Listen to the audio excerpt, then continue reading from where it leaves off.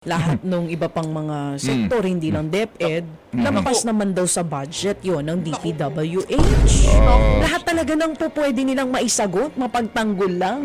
Yung 2025 budget, gagawin nila kahit balot. Sorry po. Sabi ko nga sa iyo, ang mga nagtatanggol dito mukhang nananaba eh.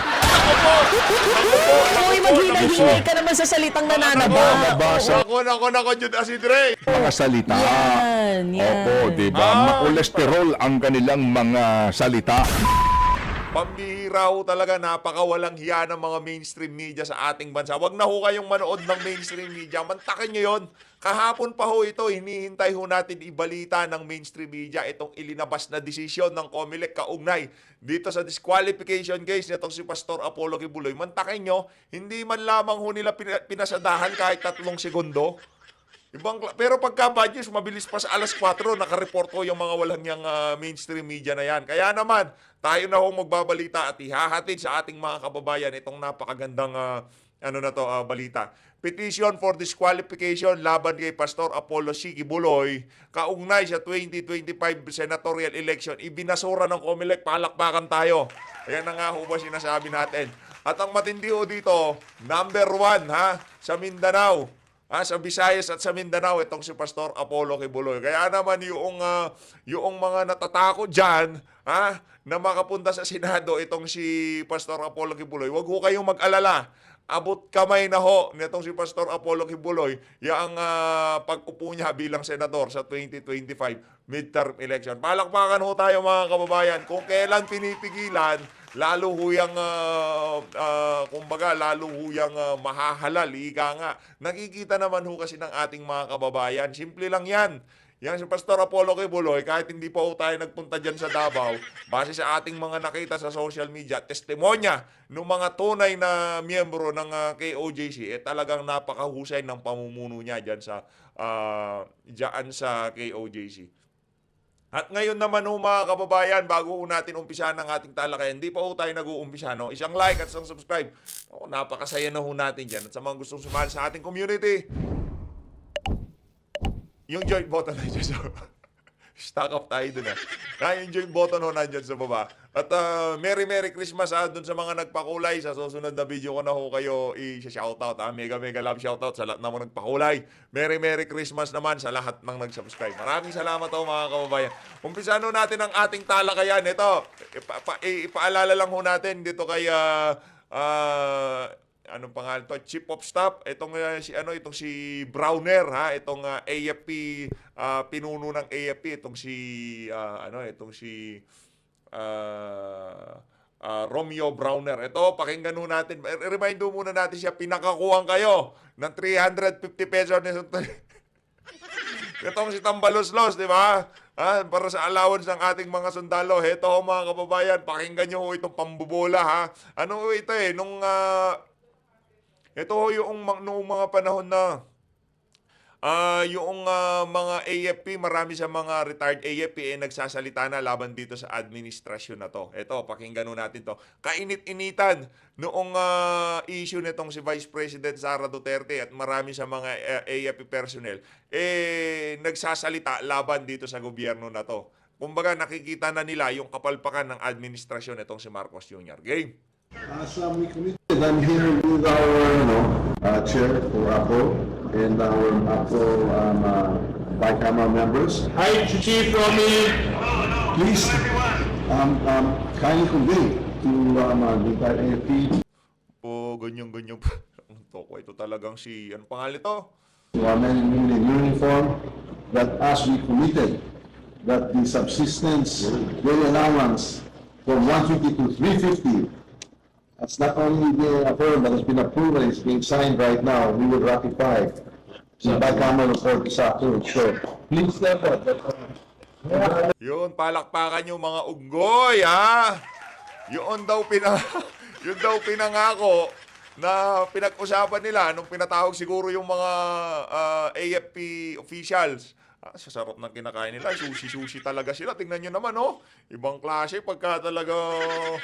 Mamaya, yari kayo dito kay Sir Ted Pailon, Ang matindi dito mga kababayan, pinangakuan sila pinangakuan silang 350 pesos na dagdag na sa kanilang allowance sa mga sundalo natin. Ang hirap po dito, kukunin ho pala doon sa AFP Modernization Program. Palakpakan!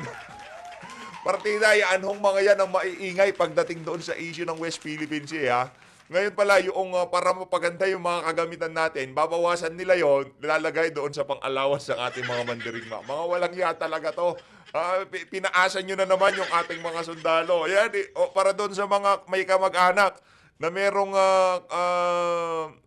kamag-anak na nasa AFP, PNP, pakinggan nyo ho ito, i-share nyo ho sa kanila para talagang matauhan sila kung gaano tayo linoloko ng administrasyon na to ni Marcos Jr., no?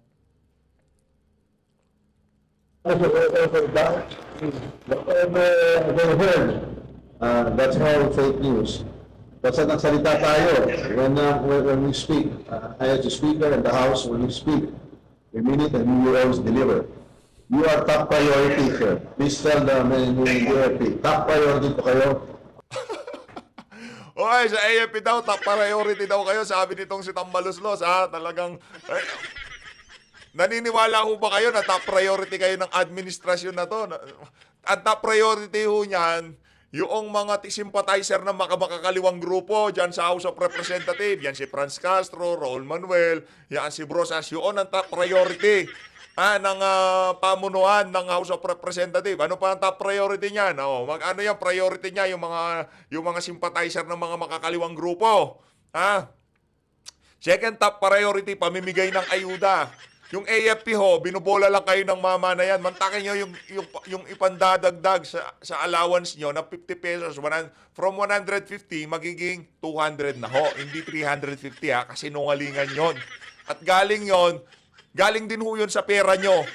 Galing din ho yun dun sa mga pambili nyo ng mga gamit nyo. Bagong armas, bagong bangka, bagong helicopter, galing din ho sa inyo yun. Kumbaga, nabawasan yung para sa modernization, itinapal nila sa allowance ng mga sundalo. Ganyan ho sila kawalang hiya, mga kababayan. Tuloy. And we are fully committed to support all of you and keep your morale high and always take care of you. Please convey that. Ito naman si Chief of Staff Romeo Browner. Thank you siya ng thank you dito kay Tambaluslos. Talagang pinipilit ho nilang yung si Browner, aso talaga ho yan ni Marcos Jr. Hindi ho talaga yung kakana. Kapatid yan, binigyan ng pwesto sa pamahalaan kung di tayo nagkakamali, ha? Kung nagkakamali tayo, pwede nyo naman akong correct dyan sa comment section. Wala naman hong problema dyan, no? Pero yun ho nabalitaan natin. Ngayon, itong administrasyon na to, naririnig-rinigan na ho siguro nila kasi base din ho kay Tatay Digong, yung mga nasa lower rank na mga AFP personnel, mulat na ho ang mata nila na napakatindi na ho ng nangyayaring korupsyon, panluloko ng administrasyon na to sa sambayan ng Pilipino. Kaya yung 50 pesos additional sa allowance ng mga mga sundalo, wag tanggapin nyo ho yan. Pero nakakalungkot lang hong isipin, pambili ho dapat ng mga makabagong kagamitan yan, sabagay, kulang din naman ho kasi yung allowance, no? Kawawa yung mga sundalo natin. Pero wag nyo hong isipin na may malasakit sa inyo yung mama na yan. Ang malasakit lang ho niyan, na kay Franz, yung mga babanat sa mga Duterte, yan kay Suarez, yan sa mga nasa Twadcom, pero sa mga AFP, naku, mga utot nyo, ika nga nitong si di ba? Hindi kayo anin yan. Anong priority? Kayo ang pinakahuli sa priority nitong mga walang yang congressman na to. Okay. Project, yung project nila, yung mga kupit nila, yung nila, priority ng mga walang yang. Mabuhay ang AFP. Mabuhay kayo lahat. Mabuhay. Talagang Renecorp po ho, no? That is signed here in the BICAM, that will be ratified tonight in the plenary. We will ratify the budget on Wednesday, and the President will sign it into law. That is as good as gold. So I just wanted to allay any fears that there was anything other than what we have committed in some balance to you and to the troops. Mabuhay. Anong Anong trip na to ni Martin Romualdez? Bakit mo kailangan kausapin si Browner? Bakit mo kailangan i-publicize sa iyong FB page? Di ba, tili mo trabaho yan, Brad. Kailangan talaga ng AFP yan. Pero para ipakita na mayroong utang na loob sa'yo, ang armed forces, naku, iba, anak ng towa naman. Mali naman ho ata yun. Maling-mali yun, Mr. Tambaluslos. Mapapakamuti ka na lang eh. We look forward to our fellowship on the 13th. Aguinaldo. Pagsalo nito, si ano, Okay. Mabuhay. Merry Christmas to all. Thank you, thank you. Thank you, thank you. Yes. More will be coming. We'll be looking for more ways to support the troops. Assure them. We assure them. Ang ganda ng tawa nitong si Suarez, itong si Saldico, no? Kung magkakaroon lang ng katayan ng crocodile, nako, yung mga nakikita nyong crocodile na yan sa inyong screen, sila yung pinaka-una dapat katayin. Anak ng tokwa. Oy, Kapdado, unahin mo tong mga to. Kung sakaling matataba na yung ibang mga crocodile. Anak na to ko. Kakabad trip. Kakaumpisa pa lang ng video natin. Ito ho mga kababayan. Ngayong araw ho na to ang anibersaryo. 89 anniversary ng AFP. Pakinggan ho natin kung nag-loyalty check itong bangag na to. Itinanggi ni AFP Chief of Staff Romeo Browner na nag-loyalty check ang Pangulo sa mga sundalo sa anibersaryo at command conference ng AFP. Tiwala naman daw ang sandatahang lakas sa magiging desisyon ng Pangulo sa kanilang budget. Nasa frontline ng balitang niya, si Ria Fernandez.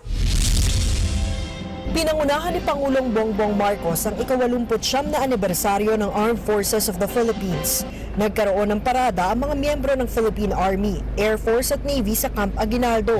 Binisita rin ni PBBM ang bagong AFP Museum at sinilip ang mga bagong gamit ng mga sundalo. Sa kanyang talumpati, kinilala ni Pangulong Marcos ang sakripisyo ng mga sundalo para sa seguridad ng bayan. Nagbigay-pugay rin siya sa Medal of Valor awardee ngayong 2024 na si First Lieutenant Del June Evangelista. Nasawi siya sa pakikipagbakbakan sa Abu Sayyaf sa Basilan noong 2009. Pinapaalala ninyo sa amin kung ano ang tunay na kahulugan. Kumbaga pagka binabasa nitong si Marcos Jr., wala ho talagang dating. Sir, parang meron ho atang naligaw dyan sa ilong nyo na naman, no? Linisin nyo ho muna yan, ha? Baka huwag kayong maharap sa mga tropa na merong pulbo yan. Baka,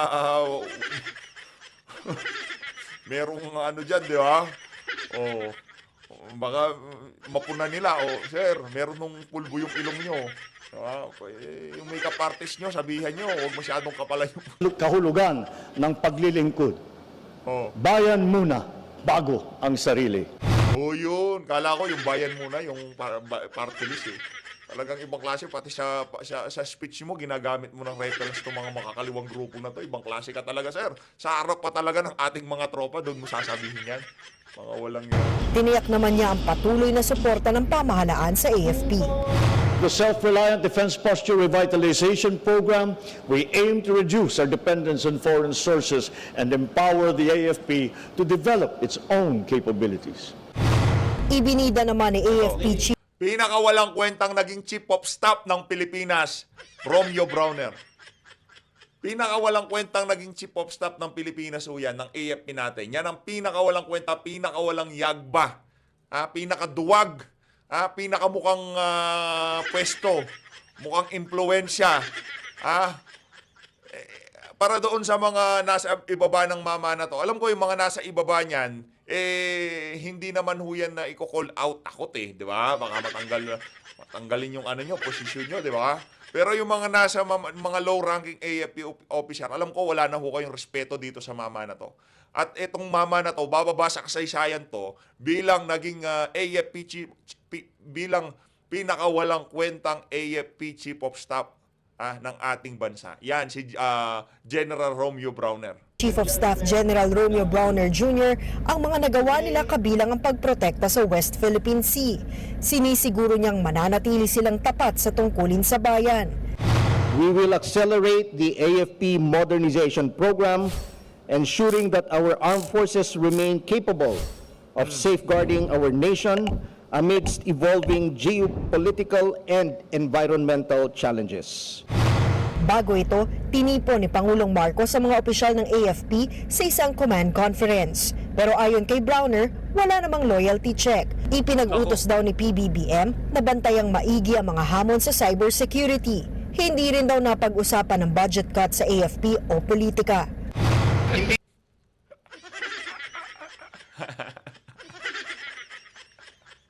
Hindi ba pinag-usapan? Paano mo, oy Browner, paano mo sasabihin sa mga tropa na binawasan yung modernization natin? Para doon sa mga bagong bota, tsaga-tsagaho muna kayo dyan, mga tropa, di ba? Yun ang magiging epekto nun eh. Di ba, i-modernize, bibili ng mga makabagong gamitan, bagong telescope, bagong mga equipment, mga bagong sapatos. Yung para ho doon sa mga bagong kagamitan na yon, bagong mga sasakyang pangdagat, panghimpapawid, mga bago. I-modernize nga kasi mga outdated na yung gamit natin. Paano mo sasabihin na yung pondo para doon kinatkong at ibinigay pang-ayuda sa atin? Hindi nagkaroon ng loyalty check because the AFP is a professional organization. We try to keep ourselves out of that because we trust in the system. We trust the president with his powers. Pero sa Professional, oo, yung mga nasa baba. Pero yung mga nasa taas, mga politiko na kayo, sir. Anak ng toka. Hindi, ikaw, Browner, politiko ka na. Hindi ka na sundalo, Brad.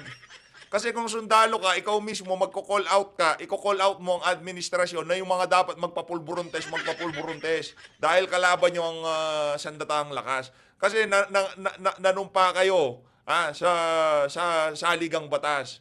Ang saligang batas na yan, sinang-ayunan ng sambayan ng Pilipino. Kaya nanumpa kayo sa sambayan ng Pilipino. Napoprotektahan nyo ang kapakanan ng bawat isa sa amin. Pero kayo, ang ginagawa nyo, pinagtatanggol nyo, pinagtatakpan nyo, hindi nyo kino-call out yung sinasabi ng sambayan ng Pilipino na dapat yung individual na yan magpapulburuntes. Hindi ho kayo nagsasalita. Kaya dahil yan, di na ho kayo sundalo. Isa na ho kayong politiko. Pinaalalahanan din ni Browner ang mga sundalo na huwag makigulo sa politika. Yan ay sa gitna ng panawagan ng mga retiradong sundalo kay House Speaker Martin Romualdez na magbitiw sa pwesto dahil sa mga issue sa 2025 budget. Nako! Yan na nga ba sinasabi natin? Yung mga retired nananawagan na para magbitiw. Etong si Marcos Jr., ito ho ang kabuuan ng interview na yan, itong si Romeo Browner. Pakinggan ho natin ang kabuuan ng interview niya na yan. Kung saan, lalabas ho ang pagiging mahinang leader at sunod-sunuran kay Tambaluslos at kay Marcos Jr. Yan ho ang mukha ng pinakawalang kwentang naging chief of staff ng AFP. Nakakahiya ho kayo. Yung mantakin mo yung mga yung mga senior nyo diyan sa AFP. Pinagtatawanan ka ngayong mga panahon na to. Nananawagan na sila na magbitiw na itong si Tambaluslos dahil nakikita nila na papunta na sa mga aso tong bansa na to dahil sa pamumuno nitong si Marcos Jr. Pero ikaw tahimik ka pa rin. Di ba? Majority doon sa mga retired AFP at PMA graduate, pansin na ho nila na mayroong mali dito sa presidente na to. Pero dahil ikaw, mayroong kang pakinabang sa administrasyon na to at ang di umano, iba sa kapamilya mo, nakakuha ng pwesto sa pamahalaan, daig mo pa yung maamong tupa. At imbis na encourage mo yung ating mga kababayan, mga kasundaluhan na protektahan ang sambayan ng Pilipino laban dito sa mga walang yang leader na to, pinagtatanggol nyo yung si Tambaluslos, si Marcos Jr. Nakakahiya ho kayo. Game. Anong take nyo dun sa mga ganyan? Well, sa amin sa Armed Forces of the Philippines, because we want to continue to be professional, hindi na po kami nakikialam dun sa mga, for example, yung mga sulat, no? Yung tungkol dun sa budget natin. Because anyway, the President said that he is going to go over the budget. He promised, in fact, he was supposed to sign the budget into law today. Pero hindi niya ginawa dahil gusto niyang i-review muna at kung meron siyang kailangan ibalik ng mga budget ay gagawin niya. So, we have full trust naman dun sa sistema natin. So it should not be a May tiwala kayo sa sistema natin na wala sa National Expenditure Program. Tapos pagdating sa Malacanang kung ano-ano nang pinagdadagdag nitong si Martin Tambaluslos Romualdez. May tiwala kayo dun sa sistema na yon? Ba talaga na mga pambihira? Palakpakan ho natin to si Browner. May tiwala pala ho siya sa ganun Yung tipong wala naman sa NEP, pero pagka sa GAA, kung ano-anong pinagdadagdag nitong si Tambaluslos, doon sa sistema na yun may tiwala. Yaang si Romeo Browner. Pambihira. Tiwala ho siya sa puro ayuda. Yan. Tiwala ho siya sa proseso ng House of Representatives at na Senado. Yan. Sa kabila ng ilang senador ang hindi pumirma doon sa budget. 'Di ba? Napakarami yung senador na hindi nila pinirmahan yan dahil napakarami falsifikado yung pagkakabalangkas ng budget. Pero may tiwala yan si Browner. Palakpakan, 'di ba? Baka naman magsalita yan. should not be a source of discontent, armed forces, mababang moral, hindi dapat, no? Hindi naman kailangan maging source of discontent or even concern ito. Meaning, of course, we are concerned about the budget, no? But we trust the system. That is what is important. So sa command conference ba, nagkaroon daw ng loyalty check? Meron bang mga... Wala naman. hindi nagkaroon ng loyalty check. No? What was important in the command conference is that we presented kung ano yung mga naging accomplishments ng AFP all throughout the years. No? Several years. In fact, kinumpare natin yung peak ng New People's Army at 25,200 fighters in the late 80s. Ngayon, 1,000 na lang. So, yun yung pinisan natin. Dahil ba dito sa administrasyon na to? Dahil ba dito sa administrasyon na to?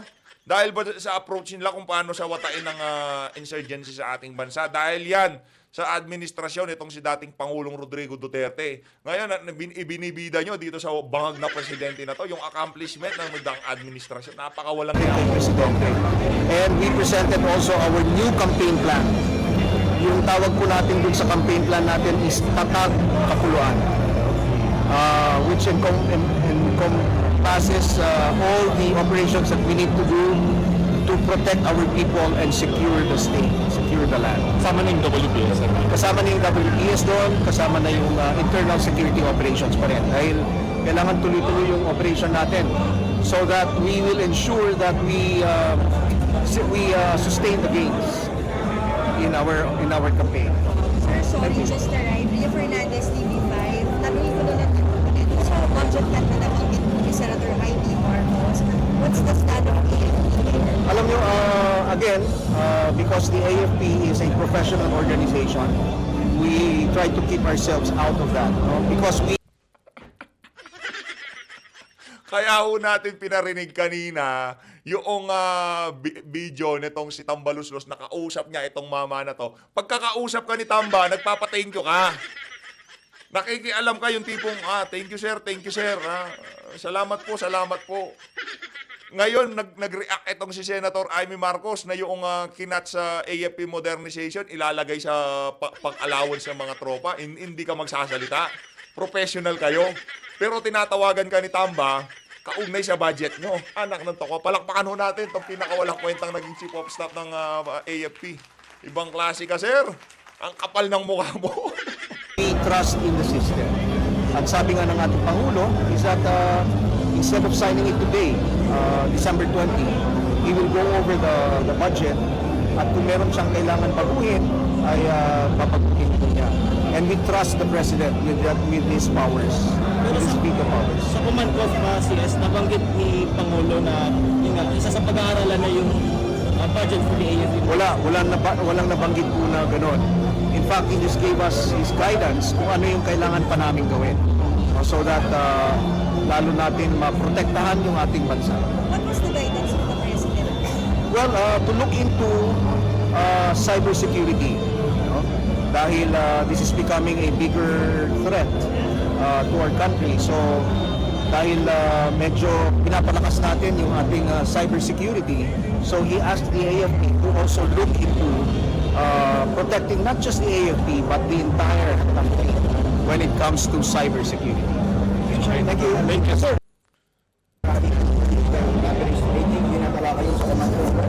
Wala, hindi na pala kayo wala. Nothing political.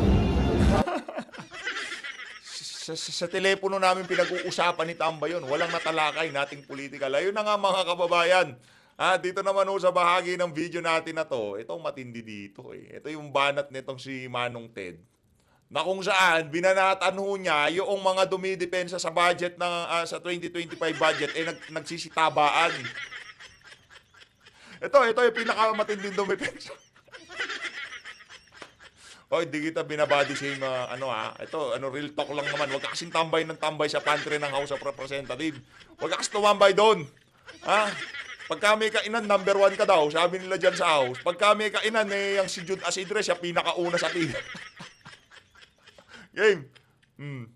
Yun po ay lumilikha ng ingay and thank you so much sa mga nag-iingay nito. Actually Yan. po, dapat trabaho ito. Mawalang galang lang po sa inyong mga honorable, ha?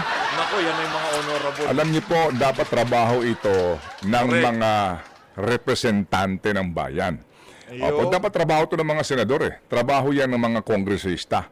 Ang mga mag-ingay, congressman. kung nakikita ho nila at nalalaman nila na mukha pong lugi ang bayan. Pero mukha pong ngayon, ang trabaho ng ating mga kinatawan o representante ay ginagawa ng mga tulad nila Cielo Magno. Mga Naku po. kapatid, in all fairness. Diba? In fairness kahit na medyo may pagkahipokrito at bias yang si Cielo Magno doon sa budget ng OBP, budget ng UP, kung paano niya banatan yung budget nitong si Vice President Sara Duterte at meron din naman palang issue yung budget ng UP na kahalintulad nung nangyari kay Vice President Sara Duterte pero hindi niya ma-call out. Pero dito sa isang issue na to pagdating sa pilit talagang sobrang bibo niya. No?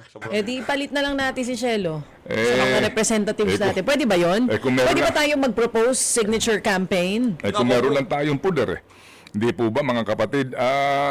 Alam nyo, this is very... Kung ganun pala, ilagay na rin natin si Ma'am Sasrogan doon sa asot dyan. Di ba? Kung iyang si Prof. Malutigia.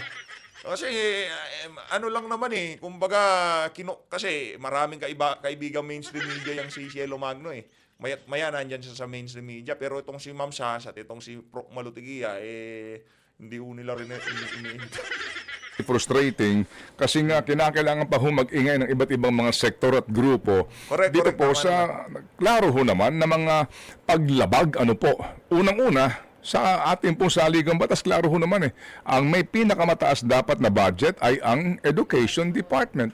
Tinalo ng DPWH sa pagkalaki-laking agwat. Ikaw naman, sabi nung isang mambabatas, pagka daw inad-ad nyo, lahat nung iba pang mga sektor, hindi lang DepEd, lampas naman daw sa budget yon ng DPWH. Lahat talaga ng pwede nilang maisagot, mapagtanggol lang. Yung 2025 budget, gagawin nila kahit balo. Naku, sino yung congressman na yan? Yan ba yung tabachingsing na nasa pinakaunang pumipila sa buffet ng House of Representatives?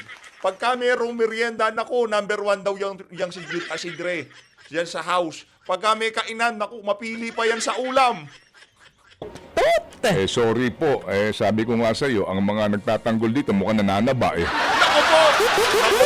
Uy, maghilay-hilay ka naman sa salitang nananaba. Naku, Jude Asidre, yan ang nagiging resulta pag lagi kang una sa pila ng buffet. Di ba? Puro, hindi pa naman puro pagkakumain ng pagkain daw. Naku, yung sangkanin, parang bundok na Naku, magagalit na naman kung si Jude Asidre. Babanatan niya na naman yan yung mga vlog. mga salita. Yan. Opo, diba? Makolesterol ang kanilang mga salita. O sige, andyan na ba siya? Para natin matunghayan itong mga importante mga informasyon na ito, mga kapatid. Ano po? Pero ito muna, good morning sa lahat po ng ating mga ginigiliw po, na mga uring manggagawa nga, na ngayon po siguro din nagtatanong, kumusta naman ang bonus? Kaya mamaya din, tanungin mo si Secretary Benny Laguesma dito nga sa usapin po ng bonus, no? Kasi ang iba ho, mga kapatid, ay hindi pa nakakatanggap. Siguro ho naman din, baka wala pa hong pambigay yung ating ilang po mga kumpanya. Dapat din po natin maunawaan. Hanggang kailan ba? Yung balugit. Ang deadline naman yan po, office hours ng December 24. Oh, wala pa namang December 24. Oh, pero mukha namang karamihan ng mga nagtatrabaho sa kumpanya na ibigay ng kanila mga bonus. Opo, pero yung po mga iba, syempre, katakot-takot na po ang bonus. Di ba? Kitang-kita ho nga naman sa kanilang mga itsure. Talagang namumutik-tik sa bonus eh. Sana all! Sana all! Nagkakaputol-putol daw po ang ating linya. Alright, mamaya po meron tayo. Ayan na, kita nyo naman mga kababayan. Isipin nyo, magkano kaya itong bonus nitong mama na to, di ba? Kita nyo naman, yan ho ang dumidepensa sa budget. Yung winner sa ating What's on Your Mind at ang ating din pong update at follow-up sa mga inyo na pong natulungan at ito ho yung mga nagbibigay po sa ating ng inspirasyon. And of course, no, ang ating pong The Daily Brad, anong say mo Brad, mamaya po naman yan. At meron din po tayong paliwanag mamaya kasi kahapon, ito lang, pasadahan ko lang ito girl kahapon po, doon sa hearing ng Kamara na naandun po ang pinuno ng PhilHealth, para bagang they're taking it hook, line, and sinker ang mga sinasabi lang po nila na hindi po man lamang siguro ho binigyan ng pansin yung ilang pong importanteng observations and recommendations ng COA sa financial standing ng PhilHealth. Opo, yung Insurance Contract Liabilities Provision, specifically ICL. Very complicated po ito. Pag binasa ko ito sa wikang English po ito, talaga namang dudugo ang ilong mo, no ho? Pero mukha pong kung iyong susuriin itong mga kataga na ginagamit dito, ano po ha? Ito halimbawa, ito simulan ko lang po ito habang hinihintay natin itong si Ginoong Laguesma. Ito po, the faithful representation in the financial statements or provision for insurance contract liabilities amounting to 1.150 trillion and 266.873 billion for the calendar years, that's 2023 and 2022 respectively, cannot be ascertained due to the following factors. The completeness and accuracy of the claims and premium data cannot be established, casting doubt on the reliability of the reported figures. So basically po, ang pinag-uusapan dito na insurance contract liabilities, yung pong naipaliwanag sa atin ni Senator Coco Pimentel at ni Ma'am Shelo Magno. At yung ilang pahong mga ekonomista, po sa labas ho ng Kongreso sinasabi nila kasi nga kapag ika-insurance corporation, meron ka ng tinatawag na insurance contract liabilities na paghahandaan mo in the future. Meaning hindi ka lang maghahanda for this year. Kasi paano po kapag next year, hindi naman po sana mangyari, magkaroon ng panibagong pandemya. O bigla pong merong mga sakit na lumipana at marami pong magkasakit. So yun, pinaghahandaan mo na yun at dapat doon sobra ka sa pera mo. Anyway, ito na po sa ating linya si si Secretary Benny Laguesma ng Department of Labor. Magandang umaga po, Secretary. Good morning! Ted, magandang umaga din po kay DJ Chat. Magandang umaga po sa inyong mga taga-subaybay at taga-tangkilik. Yes, Sec Benny, good morning po. Thank you for being on the show. Isa nga po ang inyong ahensya sa nagkaroon ng budget cut for the 2025 budget at 18 billion pesos po ang natapyas sa inyo pong budget dyan sa DOLE. Ano pong reaksyon nyo dito? Ito po ba'y, sapat na po ba ito yung ibinigay sa inyo para po sa mga proyekto na gagawin ninyo sa susunod na taon? DJ Chacha at Kuya Ted, kami po naman ay laging tumitingin na lahat po ng mga department may mga kanya-kanyang priorities. At kung kami po ay nabawasan, batay po doon sa usapan ng BICAM dahil sagad po yung amount na nakapaloob sa aming net, nadagdagan po. Pero pagdating po sa BICAM, nabawasan. Pero meron po kasi kaming prinsipyo na kung ang kumot po ay maiksi, mamalukto po kami at mag-a-adjust po kami. Gagawan po namin ng remedyo sa implementasyon ng programa at hindi po kami magiging negatibo na ang pananaw kagad na nabawasan, wala tayong magagawa. Dapat po talaga maging pananaw, laging positibo na gawin natin yung ating makakaya based po sa na-allocate na budget. Ang bait ni Secretary Benny, talaga namang Kung ano talaga binigay. namang Very positive yung sagot. kumbaga masunurin, di ba? Yes. Yan ang boy, wisdom good ng boy. Kongreso. Di wala tayong Tanggapin magagawa natin, no? kung hindi sumunod sa katalinuhan ng ating mga mambabatas. Wow, Sec Benny, Merry Christmas ha. Sek Benny, Merry Christmas din ha. Naku, naaamoy nitong si Sir Ted ha, yung si Laguesma, yung Dole Secretary merong something. Merry Christmas. Merry Christmas, Secretary Laguesma. Christmas, alam niyo po, taon-taon magbuhat po nung bumalik ako. Lagi naman po, kapatid naman po niyo ang proseso. Nagpipresenta po kami. Okay. Meron pong mga ginagalaw sa mga ibang mga departamento. Pero isa lang po kasi ang pie na pinaghahati-hatian ng mga department. Opo. So, walang magpo. So, meron pong bibigyan ng karagdagan. Saan po kukunin yun? Opo, So, sa opo. iba. So, Opo. kaya medyo, pat naman, laging nakahanda na mag-adjust ng aming mga programa. Opo. Pero laging pangunahin, Ted, yung aming tungkulin na bigyan po ng serbisyo ang ating mga manggagawa. Okay, sige po. So, Sec Benny, ito po, no? Ito ho naman pong inyong original, no, ho, na nasa NEP. Nasa NEP ito, di ba? 69.2 billion, right? Yes. So, Okay, sige po. Sa po yung dati po yung net namin, yung kung nabanggit po ninyo yung nabawas na 18 billion, yun po ay nadagdag ng pumupudan sa General Appropriation Budget, yung gab po na pinadala din po yan sa Senado para naman po talakayin nila. Apo. Hindi po. Ito muna, no?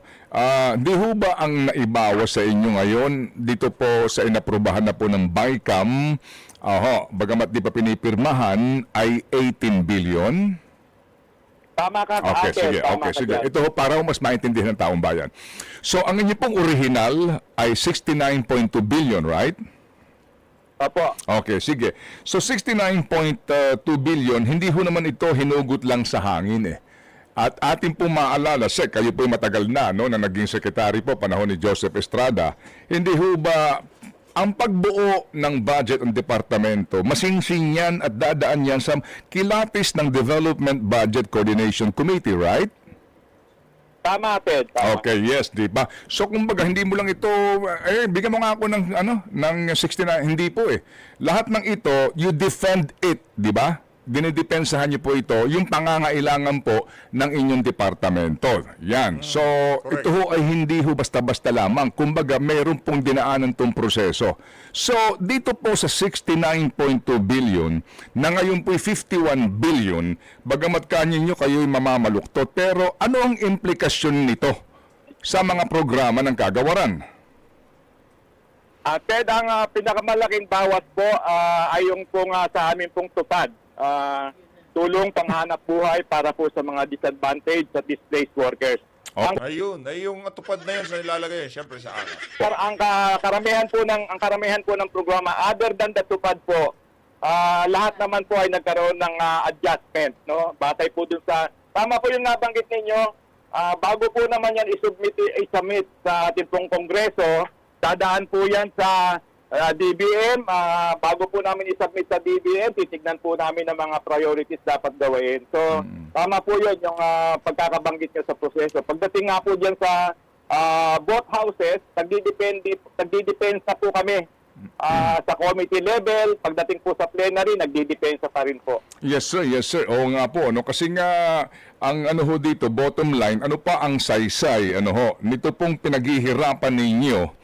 At napakaraming tao po ang involved dito sa pagbubuo ng budget, sa Development Budget Coordination Committee. Kung at the end of the day, ano po, ang lalaki nga ng ibinabawas. Yung pong mga maliliit na uunawaan po ng iba yon. Pero yung ganito ho kalalaki, 18 billion, ang pinag-uusapan po natin dito, kasi po hindi maitatanggi, Sec, na antupad naman during the pandemic lalo na. At ngayon po, no, na malaki pa rin po ang problema sa unemployment. Malaking tulong ito kasi nga ito ay cash for work, no? Hindi ito ayuda, kundi pagtatrabahuan mo. Ilang libong Pilipino ang mawawalan po ng pagkakataon na magkaroon ng cash for work dito? Medyo malaking bilang din kasi kung titignan po natin itong 2024 na kung saan po ay nung pong hanggang Nobyembre po mahigit 3 milyong Pilipino na po na naapektuhan po either disadvantage or displaced ang napagkalooban po ng tulong ng TUPAD. Bukod pa po doon sa assistance sa pinagkakalob doon sa tinatawag naman po natin na livelihood program po ng Department of Labor and Employment. So may Ganun ho talaga, Secretary Laguesma. Kailangan hong gawin yun. Pero alam ko, naiintindihan nyo yan. Sino ba naman kayo para pumalag dito kay Tambaluslos? Senate President nga, hindi nakapalag. Kayo pa ho ba kaya? Maraming salamat ho. Malamang napag-usapan nyo na yan ni Tamba. Tatapyas ako ng 15 billion ha. Huwag kang papalag. Yayari ka sa akin. Ayun na nga mga kababayan, dito na unahan tatapusin ang ating reaction video. Maraming salamat sa pag-support sa PH Update. Mag-ingat po kayong lahat. Mahal natin Pilipinas.